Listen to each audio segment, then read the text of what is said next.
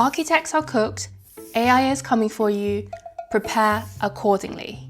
Someone posted this AI-generated floor plan as proof that architects are finished. So let's take a look. The kitchen is crazy. There are 3 bathrooms in a row, and one of them has 3 sinks. There's a room labeled coat bath. I studied architecture at Cambridge University and worked for years across different countries, and I have genuinely never ever seen a coat bath before. And there is no front door. So yes, I am terrified, but not because AI is going to replace architects, but because there are plans that are this bad out there in existence. So for the rest of this video, I want us to go through the mistakes behind this floor plan, the theory and psychology behind why it just does not work. So whether you're building, buying, or renovating your house, or just trying to make the place you've already got feel better, these are the mistakes you want to catch before you spend years living with them. I'm also going to redraw the plan properly so you can see for yourself what a better designed home would look like. Let's get into it. Mistake number 1 is that there is no front door into this house. The only way for you to get in is either through the garage or a window, like a raccoon. Can we please have a look at where the bedrooms are in the floor plan? They basically open straight into the living room. Having bedroom doors come off directly from a very public communal space is really not ideal. Picture yourself hosting 7 or 8 people in that great room having a wonderful dinner party. You can see and walk directly into every private room that is inside your home. When you're in a really public shared space, I think it's much better to offer some sort of protection and create a buffer zone before you can see into the more private spaces. There's an idea called the intimacy gradient, and it's one of these things you can't unsee once you know it. The idea is that as you move deeper into a home, the spaces should get more private. So the first room you encounter should be the most public, where strangers and guests land, like the porch, the entryway, the formal sitting room, dining room, and then it gradually gets more soft and more private, like your family room, the bedrooms, your bathrooms. If you don't build this in, there's no transition between "come in, welcome to my home for the first time" to "this is a room where I cry in my underwear." The great room is the wrong size. This room, whatever you want to call it, is all one single uninterrupted volume. It looks like a warehouse, and it probably feels like one inside too. We assume that bigger is more generous, so we knock everything down into one vast open space and treat that as an upgrade. But we are not supposed to fill up an empty room with stuff and conform to it. The room is meant to be fitted around us, around the size of our bodies, around the size of our families, and around how we want to emotionally feel in the space. And this is why this AI-generated floor plan is crazy. So instead, I think we should be breaking the single mega volume into a series of connected but very defined spaces. Even though this is a standalone house where you can put windows everywhere, all the rooms in this house are lit only from one side, and I don't understand why. Because when given the choice, people would consistently gravitate towards rooms that are lit from multiple sides, whilst avoiding the rooms that are lit only from one side. Yes, if you live in a home where all the windows only face one direction, you don't obviously have a choice, but just go visit some spaces like offices, shops, restaurants. I think you'll notice that the most comfortable spaces you're in have light coming from multiple directions. When light comes from one side only, the room has a really steep gradient across it, very bright at the window and dark towards the back. This strong contrast is harsh, it's severe, it's just not as comfortable.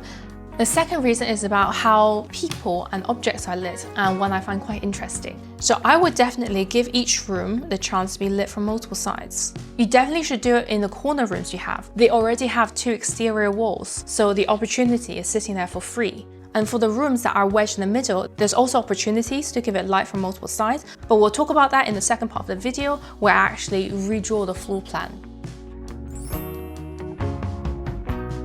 This kitchen is absolute bonkers. I have designed entire flats that would fit between this fridge and the sink. I've stayed in hotel rooms smaller than the gap between the hob and the chopping board. I have walked to restaurants where the commute is shorter than from one counter to the next. Cooking is a sequence of actions. Taking ingredients from the fridge, you wash and prepare them at the sink, and then you chop them, prep them, and cook them at the stove, followed by some preparation, plating, and then serving. A well-designed kitchen is arranged so that you can move through that sequence in the fewest possible steps, with food traveling along a continuous run of counter in the same order that you work. This is the idea behind the working triangle. So when it comes to planning a kitchen, you should really think about the cooking sequence that you would normally do and try to plan them so there's not so much distance for you to travel and there's clear counter space for you to do all these activities in between. A wardrobe actually can act as a thick buffer of dead space, which makes them so useful as sound insulation. So if you place your wardrobes on interior walls rather than exterior, between your bedroom and the hallway or the living room, it can soak up sound and buy you extra acoustic privacy. If you place it on an exterior wall, that benefit is kind of thrown away. When you set it on an interior wall as well, it also thickens the wall space between the rooms, which makes the transition between rooms feel so much bigger. So it really feels like you're stepping more from the public part of the home into a more private part. There is no bulk storage anywhere in this plan. Every home, regardless of size, accumulates a particular category of stuff. The things you won't throw away but only use occasionally. Suitcases, boxes of old files, ironing board, the vacuum. None of it belongs in daily view, but all of it has to live somewhere. I mean, it's very bold of AI to assume that no one in this home is going to iron or ever hoover their floor, unless it's offering to do all of that for everyone in the future.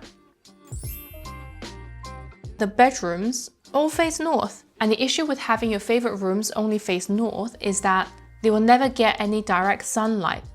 Daylight and sunlight are not the same thing. Daylight is a soft diffuse glow from the sky and it just keeps the room bright. Sunlight is the direct rays of the sun itself moving across the floor through the day, warming the walls, shifting color from morning to evening. A room can have plenty of daylight but still feel a little bit dead. You can see this in how people actually use a home, which is constantly chasing the sun. Almost none of the furniture is arranged with any thought for what a person can see when they sit down or for whether they feel good sitting there in the first place. We feel most comfortable when we can see what's going on around us while having something solid that protects us from behind. We don't really enjoy the feeling of sitting somewhere with our back exposed, even if we know we're perfectly safe. Once you see the room through that lens, the furniture problems become quite obvious. The sofa faces straight into the kitchen, so the moment you sit down to relax, your view is of the messiest, busiest part of the house. The armchairs are floating in the open with nothing behind them, and the dining area looks straight onto your private space. When you have a floor plan with this much room to play with, you definitely should put a buffer between where people eat and where people poop. That's the list of all the major problems we can see. Now let's fix it. And I'm going to show you exactly how by using floor plans drawn with Rayon Design, who is also sponsoring today's video. Rayon Design is a CAD platform that's built for interior designers, architects, and also developers, real estate agents, and anyone who is interested in floor plans and layouts. It's super simple to use and frictionless to start. You don't have to download it, you can just log on to the website, open it, and start designing because it's all web-based. If you're a professional designer, you know the pain of having to bounce between so many different programs for drawing, rendering, presentations, schedules, endless exporting and importing. But with Rayon, you don't need to do that anymore. It condenses all of that into one platform. You can just import your existing files, start from scratch, create accurate technical drawings from schematic designs to detailed plans, millwork, and transform them into client-ready presentations without ever leaving the platform. They also have so many great features that really saves you a lot of time, such as a library of over 10,000 CAD blocks with top, front, side views, parametric blocks that you can adjust right in your layout, or you can generate custom ones using their AI panel from images or text prompts. There are also different materials and finishes you can explore, do transformations that would take forever, and apply custom properties to elements in your drawings that automatically generate link tables for specs, quantities, cost summaries. so you never have to manually update your procurement list again. It's also cloud-based, so if you work with a lot of different people and a team, you can collaborate in real time from the same source. So if you want to try it out for free, I've put the link in the description below. It's definitely worth checking out if you're really tired of juggling multiple programs and you just want to design and create a beautiful project. Okay, so first things first, we are going to put in a front door. I'm assuming that if the garage is facing north, that's also where the road is coming from, so we're going to put a front door on the same side. Now, normal human beings can enter not just cars and raccoons and cats and dogs and foxes, people. The next thing I would do is to check the direction of the sun, because knowing which part of the building gets light and which part of the day helps us decide where the rooms should go. The north-facing side won't get any direct sunlight, so the rooms in here will always feel a little bit more blue, a little bit more sad during the day. So this will be a good place for utility rooms, storage, or secondary bathrooms, a library where you don't want your books or artwork to be damaged to the sunlight, or maybe a small office or guest room that you don't use very often. East and southeast rooms get beautiful light from the morning to the afternoon. So spaces you might want to wake up and spend a good part of the day in, like your bedroom or your office, or a kitchen with a breakfast nook if you're more of a morning kind of person. Rooms that face south get beautiful afternoon sunlight. So for me, it will be the living room and the dining room. And then southwest facing rooms get afternoon and evening light. So this could be a dining room where you overlook the garden, a family living room where you spend a lot of time together making full use of the space, or a kitchen if you like to cook in the evening under the sun. The next thing to consider is a division between public and private spaces. So in most houses, this is actually pretty straightforward because you would just put your most private spaces like your bedrooms and bathrooms on a different floor. But in this floor plan, it's all on one level. So I'm going to push all the bedrooms to one side, away from the most public spaces. And this means keeping all the bedrooms on the east side and pushing the noisier, more public spaces to the south and the west. And the bedroom in the corner would be the nicest one, so I would make that the master bedroom. The kitchen connects to both the living and dining spaces. Now, I've split this massive living room into two different types of living spaces because it's just too big to feel comfortable in. The original room was around 60 square meters. By splitting it up, now it's easier to populate it with furniture and make it feel good when you're sitting inside. The new middle room is now in the center of the floor plan, which means it's the darkest part. So I'm going to actually embrace that and turn it into the family TV room. Somewhere where it's lit, but also informal and expected to be used maybe a lot in the evenings. I actually really like this decision because I think having the family room between the more formal living spaces and the bedrooms also acts as a buffer between the private and public parts of the home. Now we can slot the bathrooms into the gaps. I think it's always helpful to have a really small powder room that's easily accessible to guests. I would put it somewhere between the garage, the entrance, and the rest of the living space, so it's easy to get to when you come home and when you're in the public zones, without anyone needing to go through the bedroom area. For what's potentially a 4-bedroom house, we end up with 3.5 bathrooms, which I think is a pretty good ratio. Since this is a standalone property, we have some flexibility with the footprint and the perimeter. So I'm going to wrinkle some of the edges so the most important rooms can get windows on multiple sides.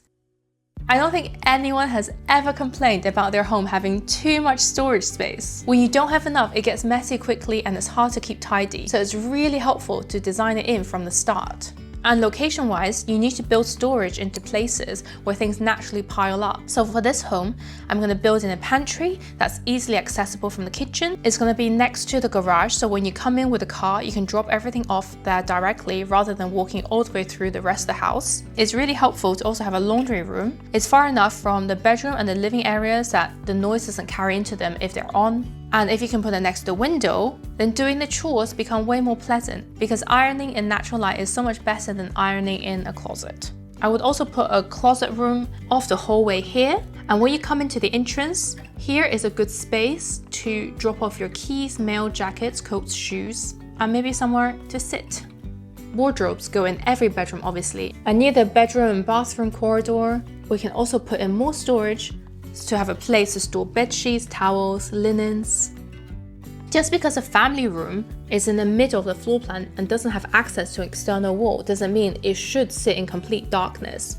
We can add in a skylight, so during the day, you'd end up with a moody but really cozy, luscious TV room with natural light coming in from above. We can also put interior windows on these walls to give a connection to the rooms nearby and let some borrowed light through. 2 interior windows on either side of this wall give the family room a visual connection to the more formal living room next door and to the hallway outside. And in this way, the hallway gets some light too. In the evening, if you want to make it really cozy, you can install a curtain track all along the edge of the wall and draw the velvet curtains while you're watching TV. You can also make this wall a lot more openable with sliding doors if you want to. I would then go around and place windows for every room. If you have a corner room, obviously use both walls and put windows on both so you get light from 2 sides. In the laundry room and the kitchen, I think it's really lovely to put a window next to the sink, so when you're washing up, you're always overlooking something as you work. And in the formal dining and living room, bay windows also make sense. So when a large group is gathering, you can put a window seat underneath it to create a tiny breakout space for smaller groups.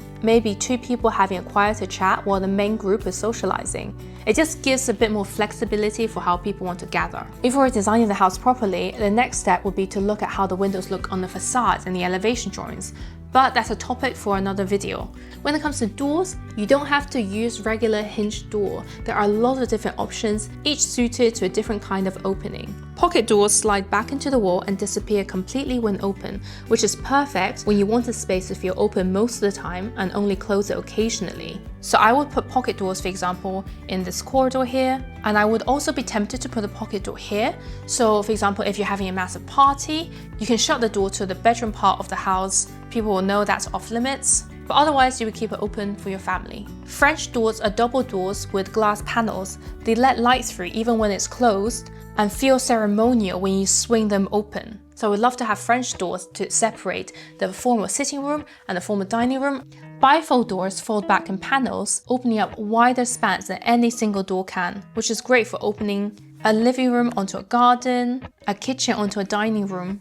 And sometimes the best option is no door at all, just an arched or framed opening that defines the space without separating it. So if you now compare this plan with the original AI generated one, you can see we've broken it down into individual rooms. But even with these walls in, the rooms shouldn't feel claustrophobic. This becomes clearer if I show you the floor plan with just the walls. You can see we've designed a series of very distinct spaces, slightly defined by walls, but with a lot of openings that let you move freely between them. This is called a broken floor plan. So to test whether the rooms are connected correctly and arranged in a practical order, I like to imagine the path that people would walk under different conditions. When you're just living there every day and you're coming home in your car with the groceries, is it easy to take the bags directly to storage? Yes, I think so, because I put the pantry next to the garage door, so that works. And then if you're unloading and want to get to the kitchen, can you do that easily? Also yes. If you've come in and you need the toilet quickly, can you get to a sink and toilet without running through the rest of the house? So yeah, I think this works. Now let's imagine you're a visitor coming to your home.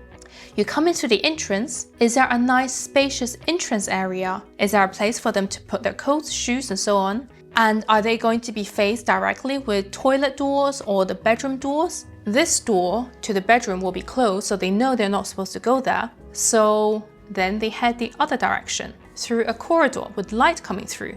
As they're walking through this corridor is a nice experience. Yes, because here we can put a beautiful console table with artwork above it. And as you move through this more narrow corridor space filled with things, it opens up into a huge living room with bay windows and a fireplace looking out into the garden. So the contrast between the slightly constrained corridor and the very open living room is dramatic and very pleasant. The last thing I think about is sightlines. What do the people using the space actually see as they walk through it and sit in it? When you're sitting on the sofa in the family room and you can see through the interior glass window to the former sitting room next door. And when you're sitting on this sofa, you see a fireplace. You get a view into the beautiful grand dining room with bay window at the end of it, and a view out into the garden. You can also see through the interior window into the family room. Maybe your kids are in there playing. When you're at the dining table, the view is into the garden, into the beautiful sitting room, or the kitchen. where the parents might be finishing up dinner. If it's really messy in there, the door is shut and you don't see it. On the kitchen island, I've put the stools on this side because you can see out through the window, and that's just way more pleasant than looking at the wall. So that's how I would redesign this AI-generated floor plan. If you've got ideas you think I've missed, drop them in the comments. Let me know how you would improve upon this version of the floor plan. And if you're struggling with layouts, this playlist might be helpful. And if you enjoyed seeing this video, let me know and maybe I make another one where I correct an AI-generated floor plan. But probably by then, AI will have watched this video and learned a few things. So we'll see. Bye!